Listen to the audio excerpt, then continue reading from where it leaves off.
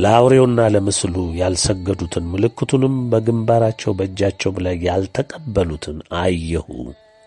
ከክርስቶስም ጋር 1000 ዓመት ኖሩና ነገሱ። ይህ ቃል ዋናው መሠረታዊው ነጥብ ነው። በዛሬው ዘመን ያለውን እኒህ የቀደሙት የሆኑትን ሆነው አልፈዋል። የዛሬው ምን ይመስላል? ለአውሬው የሰገዱ እነማን ናቸው?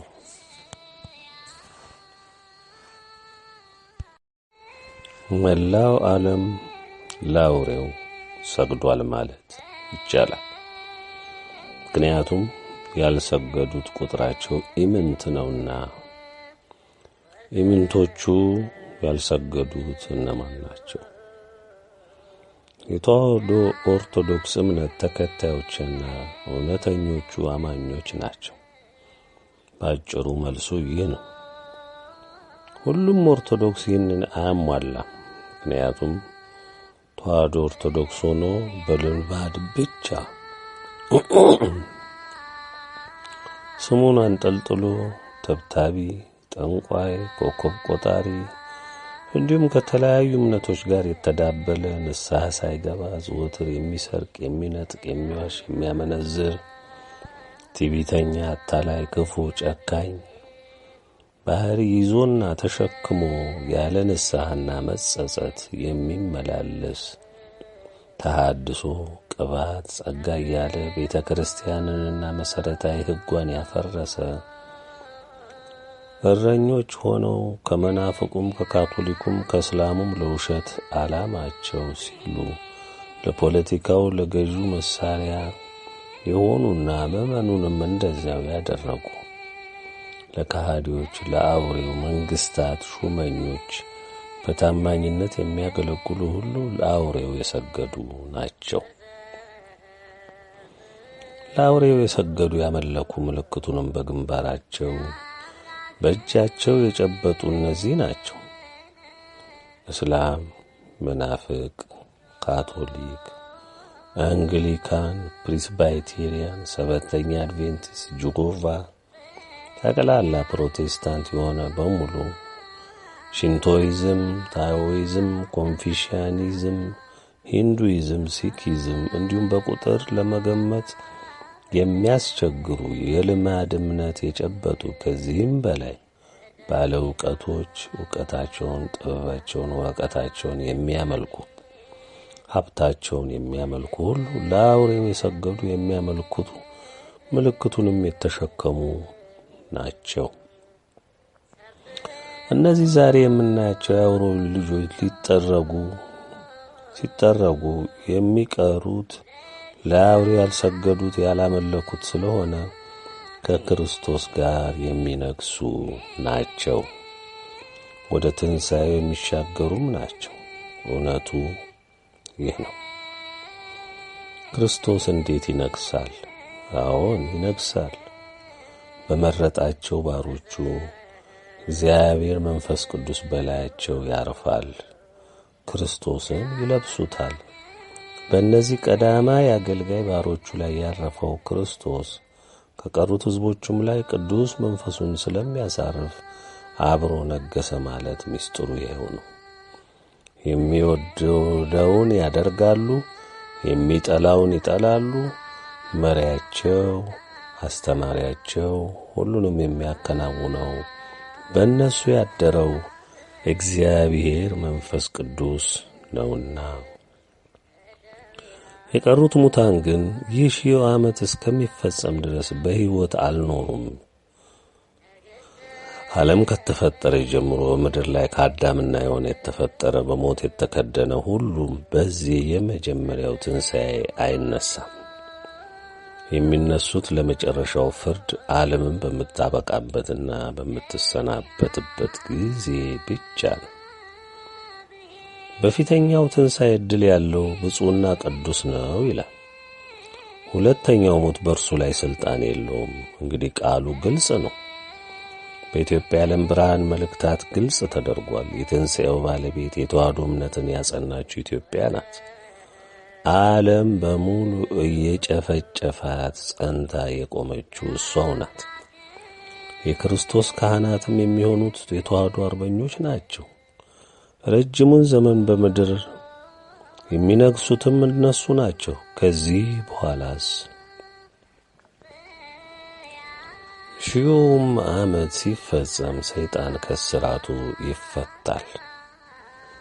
በአራቱም በምድር ማዕዘን ያሉትን አሕዛብ ጎግንና ማጎግን እንዲያስታቸው ለሰልፍም እንዲያስከትታቸው ይወጣል። ቁጥራቸው እንደ ባሕር አሸዋ የሚያህል ነው። ወደ ምድርም ስፋት ወጡ። የቅዱሳንንም ሰፈርና የተወደደችውን ከተማ ከበቡ። እሳትም ከሰማይ ከእግዚአብሔር ዘንድ ወርዳ በላቻቸው። የቅዱሳንንም ሰፈርና የተወደደችውን ከተማ ከበቡ። የትኛዋ ናት ከተማዋ ወገኖቼ? ታውቃላችሁ? ይሄንን ወደፊት ኢትዮጵያ ትንሣኤውን በምትመራበት ጊዜ የዓለሙ ገዢ ሆና በምትጸናበት ጊዜና ዓለም ሰላሙን አግኝቶ እግዚአብሔርን እያመሰገነ በሚመላለስበት ሰዓት የምትገነባዋ መናገሻዋ ከተማ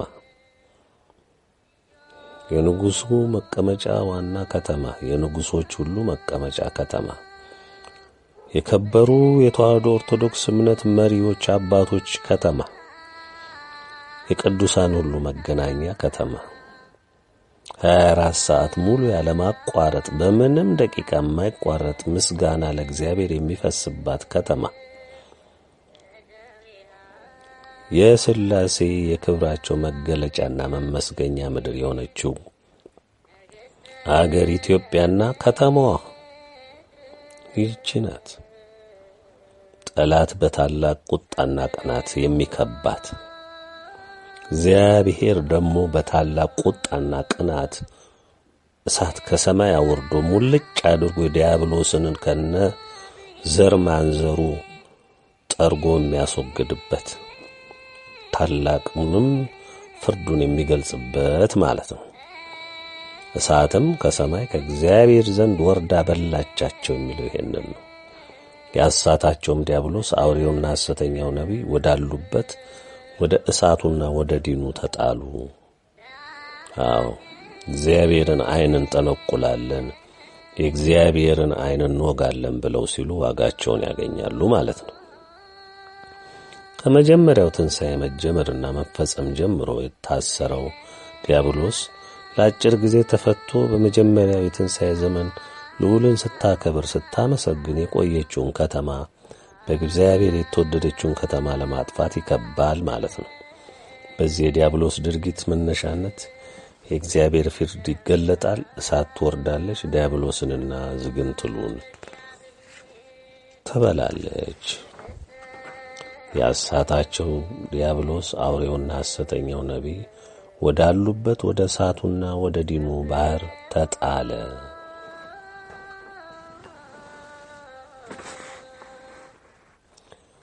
ይኸው በድፍረት የዘመተው ዲያብሎስ አለቆቹ ወዳሉበት ወደ እሳት ባህር ተከተተ። ለዘላለም እስከ ዘላለም ቀንና ሌሊት ይሰቃያሉ። ይህ እንግዲህ የቀደመው እባብ የአውሬው የሐሰተኛው ነቢይ የዲያብሎስ መደምደሚያ ነው። ታላቅና ነጭ ዙፋን በእርሱም ላይ የተቀመጠውን አየሁ። ምድርና ሰማይም ከፊቱ ሸሹ፣ ስፍራም አልተገኘላቸው። ሙታንንም ታናናሾችንና ታላላቆችን በዙፋኑ ፊት ቆመው አየሁ። ይህ ማለት የሰው ፍጥረት ሁሉ በሕይወት ያለውም የሌሉት ሙታንም ለመጨረሻው ፍርድ በልዑል ፊት ይቆማሉ። ወደ ገሃነም የሚገባውም ወደዚያው ይሰናበታል። ወደ መንግሥተ ሰማያትም የሚገባውም በልዑል ተባርኮና ተመስግኖ ወደዚያው ይገባል። መጻሕፍት ተከፈቱ፣ ሌላ መጻሕፍትም ተከፈተ፣ እርሱም የሕይወት መጽሐፍ ነው። ሙታንም በመጻሕፍት ተጽፎ እንደነበረ እንደ ሥራቸው መጠን ተከፈለ። ባሕርም በእርሱ ውስጥ ያሉትን ሙታን ሰጠ። ሞትና ሲኦልም በእነርሱ ዘንድ ያሉትን ሙታን ሰጡ። እያንዳንዱም እንደ ሥራው መጠን ተከፈለ። ሞትና ሲኦልም በእሳት ባህር ውስጥ ተጣሉ። ይህም የእሳት ባህር ሁለተኛው ሞት ነው። በሕይወት መጽሐፍ ተጽፎ ያልተገኘው ማንኛውም በእሳት ባህር ውስጥ ተጣለ። ወገኖቼ፣ እግዚአብሔር ሕዝቦች፣ እውነቱ ከላይ የገለጽኩላችሁ ነው። የኢትዮጵያ ትንሣኤ የለም ለሚሉ ሁሉ ከላይ ገልጸናል። እኛ መጽሐፍ ቅዱስ ብቻ ነው የምንሰማው ይላሉ። ሁሉም መናፍቅ ይህንኑ ይላል።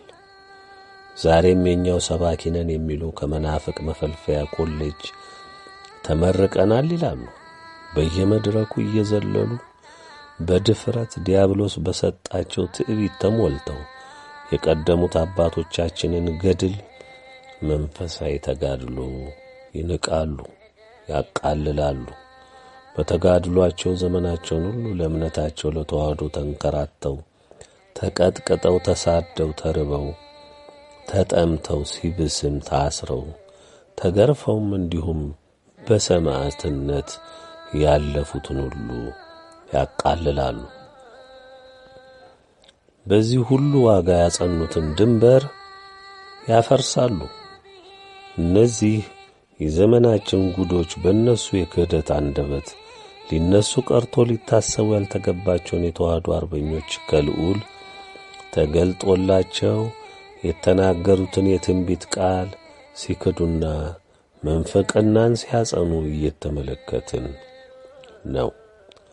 ሰማዕቱ ፊቅጦር በገድሉ ላይ ስለ ኢትዮጵያ ትንሣኤ ያስቀመጠውን ሲክዱ፣ በሊቀ መላእክት ቅዱስ ዑራኤል ድርሳን በግልጽ የተቀመጠውን ሁሉ ሲሽሩ እነሆ እየሰማን ነው። ነጭ የፈለፈላቸው ጉዶች ራሳቸው የቀደመው እባብ የዘንዶው የሐሰተኛው ነቢይ ደቀ መዝሙር ሆነው እውነትን የሚገለጽበትን ኢትዮጵያ የዓለም ብርሃን መልእክታትን ሲተቹና ሲነቅፉ ሲሳደቡም እየተመለከትን ነው። እነዚህ ዲያብሎስ የተላበሳቸው ደቀ መዝሙሮቹ በሉ የተባሉትን እንደ በቀቀን የሚያስተጋቡ ናቸው። የሆነ ሆኖ እነዚህ ፍርዳቸውን ሊያገኙ የሚገባ ስለሆነ ወደፊት ውሳኔያችን የሚያርፍባቸው ይሆናል። ከላይ ወደ ተነሳንበት ጉዳይ ተመልሰን እናጠቃለሁ።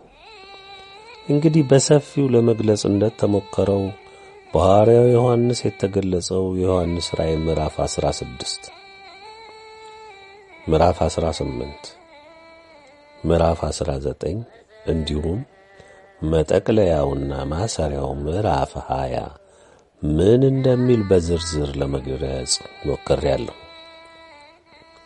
ወገኖቼ፣ የእግዚአብሔር ሕዝቦች የእግዚአብሔርን ቃል ለመረዳትም ሆነ ለማስረዳት ለማስተማርም በእግዚአብሔር መንፈስ ቅዱስ ምስጢር ገላጭነት የሚመራ ሕይወት፣ በፈቃዱም የሚመራ እምነት፣ በእውነተኛይቱ ተዋህዶ የጸና ሰው ልንሆን ይገባል።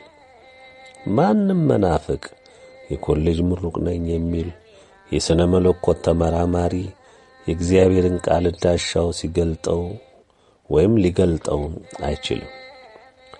ልብ በሉ፣ ቀድሞ የተከደነበት ነውና ያጠለቀው የዚህ ዓለም የእውቀት መነጽር አውሮታልና ሊረዳው አይቻለው። እንግዲህ ለዘመኑ ተቾች፣ ነቃፊዎች ዛሬ ልንገራችሁ። ትንሣኤ ኢትዮጵያ የለም ብላችሁ በድፍረት ለምትናገሩና ለምታስተምሩ ሁሉ ይህ መልእክት ከወጣ ጀምሮ በምትተቹም ሆነ በምትነቅፉ ላይ ቅጣት ተላልፎባችኋል። ቅጣቱም ለሰይጣንና ለሰራዊቱ ተሰጥታችኋል፣ በሥጋችሁ ላይ እንዲሰለጥንም ሆኗል። ትንሣኤ ኢትዮጵያን ሳታዩ በሞት እንድትከደኑ ተወስኖባችኋል። ይህም በምንም መንገድ የማይሻር ሆኖ ጸንቷል። እስኪ ከዚህ ፍርድ ስታመልጡ ያ በድፍረት እንድትተቹ እንድትነቅፉ የነዳችሁ ዲያብሎስ ይታደጋችሁ። እውነትን ጨብጣችሁ እግዚአብሔርን ጠይቃችሁ መልስም አግኝታችሁ የተረጋገጠ ተስፋን ጨብጣችሁ ያላችሁ የእግዚአብሔር ቤተሰቦች ባለድል ናችሁ። እውር አይናማውን ቢተቸው እኔ ልምራህ ቢለው ምንኛ ፌዝ እንደሚሆን ትረዳላችሁ። ስለዚህ ማንም ተነስቶ በሚደረድረው ከንቱ ቃል ልባችሁን አታስቱ። በቅርቡ ሁሉንም እንደ ቃሉ ሲፈጸም ታያላችሁ። ለመሆኑ በኢትዮጵያ የዓለም ብርሃን የተገለጹ የልዑል የፍርድ ቃሎች መልእክቶቹ ሲፈጸሙ አላያችሁም? የቀሩትስ ለመፈጸማቸው ምልክታቸውን እየሰጡ የሰው ልጅ በእግዚአብሔር የፍርድ ሚዛን ተለክተው ሲካተቱ እንደምታዩት አልተረዳችሁምን? የጥርጥር ችግር ካለባችሁ ልዑልን ጠይቁ። ከሰው ይልቅ ከሱ የሚሰጣችሁ ማረጋገጫ ይበልጣልና። መጠየቅ መብታችሁ ስለሆነ ጠይቁ፣ ተረዱ፣ ተዘጋጁ። በቃ ስላበቃ ሁሉም የምታዩት የሚያስቷችሁ የአውሬው የዘንዶ የሐሰተኛው ነቢይ ደቀ መዝሙሮች፣ ቅጥረኞች፣ ወዳደሮች በሙሉ በቅርብ በክፉ መከራና ስቃይ ሲወገዱ ታያችኋላችሁ። የቀደሙ አባቶች የእምነት አካሄድና ትምህርታቸው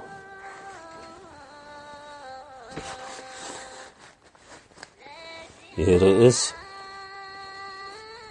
በጣም ሰፊ ብዙ የሚያነጋግር ቢሆንም ጠቅለል ባለ መልኩና በመጠኑ ለመግቢያና ለመንደርደሪያ ያህል የሚሆን ሐሳብና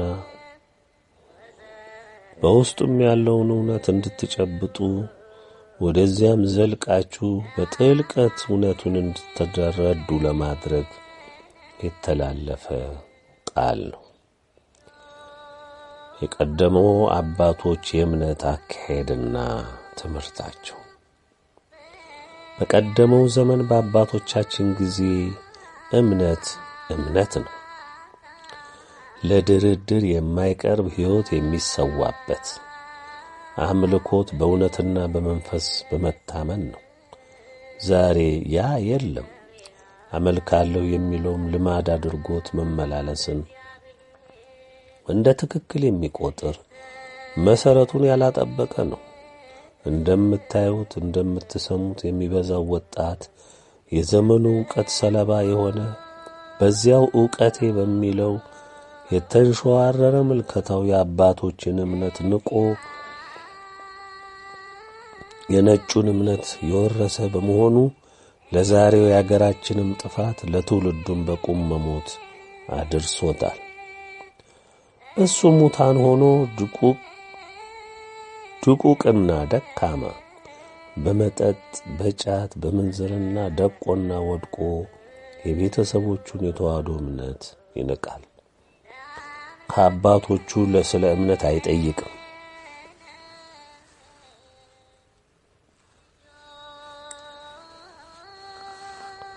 የመናፍቃንን በማር የተለወሰ እሬት እንደ እውነት ይጠጣል። አንዴ ጠፍቷልና ተመለስ ቢሉት አይመለስም። አባቶቻችን የእውነት ሰዎች ነበሩ። እውነትን እውነት ሐሰትን ሐሰት የሚሉ የግንባር ሥጋ ነበሩ። አምልኮታቸውም ከልብ የመነጨ ሽንገላ የሌለበት በእውነት የጸና ነበር። በአንጻሩ የዛሬው ትውልድ ለሥጋው የሞተ ራስ ወዳድ ነው። ዕውቀት፣ ጥበብ፣ የቁሳቁስ እድገት ምድርን ሸፍኗል። ሁሉ ነገር እረቋል። ሳይንስ ያልፈጠረው የለም። ሁሉ ነገር አፍተጅ ሆኗል። የጦር መሳሪያው ዘመናዊነት፣ ብዛት፣ አይነት እጅግ ብዙ ነው። አውሮፕላኑም እንዲሁ፣ የተዋጊውም፣ የሰው ማመላለሻውም፣ መርከቡም፣ በአንዴ ጭኖት የሚሄደው ቁስ ብዛት፣ መኪናው፣ ሚሳኤሉ፣ ፋብሪካው፣ ቤቱ፣ የዘመነው ሕንጻ፣ መገናኛው፣ ስልኩ፣ ቴሌቪዥኑ፣ ሳተላይቱ፣ መድኃኒቱ፣ ሆስፒታሉ፣ የዘመነው ሆቴል፣ የምንዝርና ጣቢያው፣ የግብረ ሶዶሙ፣ ምድርን ማጥለቅለቅ፣ መጠጡ፣ አርቴፊሻል ምግቡ፣ እኒህን ሁሉ ሰው ስለጨበጠ ሳይንስና ውጤቱ አምላኩ ሆኑ። ዛሬ ስለ እምነት ስንነግረው ይስቃል፣ ይሳለቃል። ለሱ አምላክ የሚያየው ቁሳቁስ ነውና የትኛውም ሰው በማህበራዊ ሚዲያ በፌስቡክ፣ በዩቲዩብ፣ በቴሌግራም፣ በኤሞ፣ በዋትስአፕ በመሳሰሉት የሚለቀቁ ማናቸውንም ነገሮች ስለሚያይ ፍጹም ሙሉ የጠፋ ድቃቂት ሆኗል። እኛ ራሳችን ለትውልዱ መልእክታትን ለማድረስ በጽሑፍ ያዘጋጀነውን እጅግ ጥቂቶች ያነበቡት እንጂ የሚበዛው ወጣትም ሆነ ጎልማሳ አላነበበም። ነገር ግን እግዚአብሔር እንደመከረን በተጉ ልጆቻችን በኩል በቴሌግራሙ፣ በፌስቡክ በመሳሰለው በድምፅ እንዲደርስ በመሞከሩ የተሻለ ሰው ሊያደምጠው ችሏል። ከላይ ከመጀመሪያው ገጽ ጀምሮ ለመግለጽ እንደሞከርኩት መልእክታቶቹ በብዙ ቋንቋ ተተርጉመው በመላው ዓለም ደርሰዋል። የአዳም ዘር አልሰማሁም ብትል የሚሰማ የለም።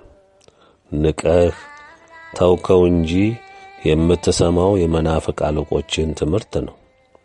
የካቶሊኩን፣ የእስላሙን፣ የጣዖት ማምላኪዎችን፣ የሽንቶይዝም፣ ታኦይዝም፣ ኮንፊሽያኒዝም፣ ሂንዱይዝም፣ ሲኪዝም ሌሎችንም ድምፅ ነው የምትሰማው። ምንዝርናውን፣ የጭፈራውን፣ የፖለቲካው ቅጥፈትን፣ ክህደቱን፣ ማጭበርበሩን፣ ማታለሉን ነው የምትሰማው። የዓለም ሕዝብ ቁጥር ወደ 8 ቢሊዮን ተጠግቷል። 99 ከመቶ የሚሆነው ሕዝብ የሚሄደው በዲያብሎስ መንገድ፣ በሰፊው መንገድ፣ ችግር በሌለበት፣ ምቾት በሞላበት፣ ክህደት፣ አምልኮ ባዕድ በሞላበት በዚያ ነው የምትነጉደው። ክርስቲያን መሰል የዲያብሎስ ድርሰቶች እነ መናፍቅ እነ ካቶሊክ ቀፍድደው ይዘውሃል። ስለዚህ እኛን የተዋህዶ አርበኞችን ድምፅ፣ ብርሃናዊውን ቃል አትሰማም። እንዲያውም ትተቻለህ፣ ትንቃለህ።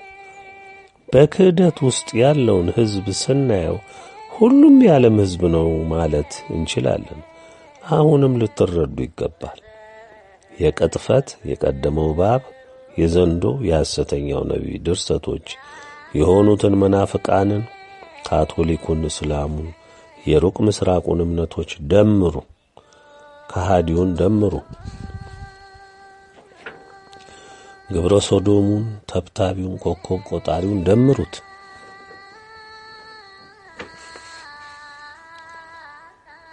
ከሆድ ውጭ አምላክን የማያውቀውን ደምሩት።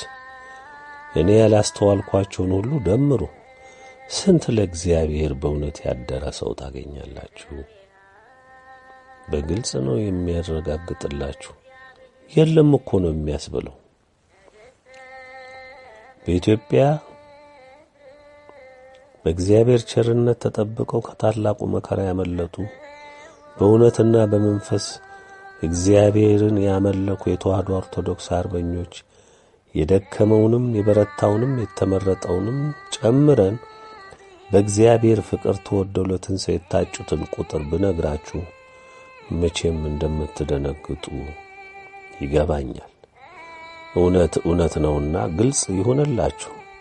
ከ10 ሚሊዮን የማይበልጥ ሕዝብ ነው በኢትዮጵያ ይድናል ተብሎ የሚጠበቀው።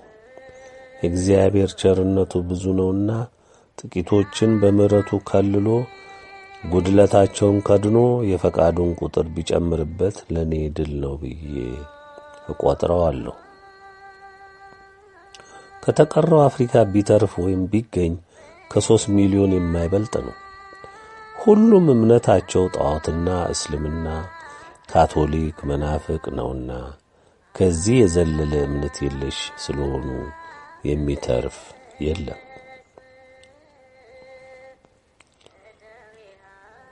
አውሮፓ ሙሉ በሙሉ በተለይ እንግሊዝ፣ ፈረንሳይ፣ ጀርመን፣ ሰሜን አሜሪካ፣ ካናዳ፣ አውስትራሊያ፣ ቻይና ለተዋህዶ ኦርቶዶክስ እጃቸውን ከሚሰጡና ከሚያመልጡ እጅግ ጥቂቶች በእግዚአብሔር ባሪያ ቅን ችሎት ለፍርድ ከሚቀርቡ በስተቀር ሁሉም የሚጠረጉ ናቸው። በዚያ የሚኖሩ ኢትዮጵያውያን የተዋሕዶ ኦርቶዶክስ ልጆች፣ የኢትዮጵያ ዓለም ብርሃን ቤተሰቦች፣ ባለምልክቶች፣ የትጉሃን መማክርት አባሎች፣ የጽዋ ማኅበር አባሎች እንዲሁም በተጉት በአንደኛው ዙር ምዝገባ በዋናነት አምነው ያስጠለሏቸው እንዲሁም በሁለተኛው ዙር ተመዝግበው በእነሱ የተጠለሉ ቤተሰቦቻቸው ከሚድኑ በቀር የተቀረው በሁሉም መቅሰፍቶች የሚጠፉ ናቸው። መካከለኛው ምስራቅ። በዚህ ክልል ብዙ የአረብ አገሮች ሳውዲ አረቢያ፣ አረብ ኤሚሬትስ፣ ኩዌት፣ ባህሬን፣ ኦማን፣ ኳታር፣ ኢራቅ፣ ኢራን፣ የመን፣ ሌባኖን፣ እስራኤል፣ ዮርዳኖስ፣ ሶሪያ፣ ቱርክ በሙሉ የሚጠረጉ ይሆናል። ምናልባት ትንሽ ቁጥር ምናልባትም በሺህ ብቻ የሚቆጠር ሰው ይድን ይሆናል። ኤሽያ፣ ጃፓን፣ ሁለቱም ኮሪያዎች፣ ቪየትናም፣ ፊሊፒንስ፣ ኢንዶኔዥያ፣ ኔፓል፣ ማይማር፣ ኪርጊስታን፣ ኡዝቤኪስታን፣ ትርክሚስታን፣ አዘርባይጃን፣ መቄዶንያ፣ ክሮሺያ፣ ላትቪያ፣ ኢስቶኒያ፣ ኖርዌይ፣ ፊንላንድ፣ ስዊድን፣ አየርላንድ፣ ስኮትላንድ፣ ግሪንላንድ ከጥቂት ልበ ንጹሕ የእግዚአብሔር በምሕረቱ ከሚመለከታቸው በስተቀር በሙሉ የሚጠፉ ወይም የሚጠረጉ ናቸው።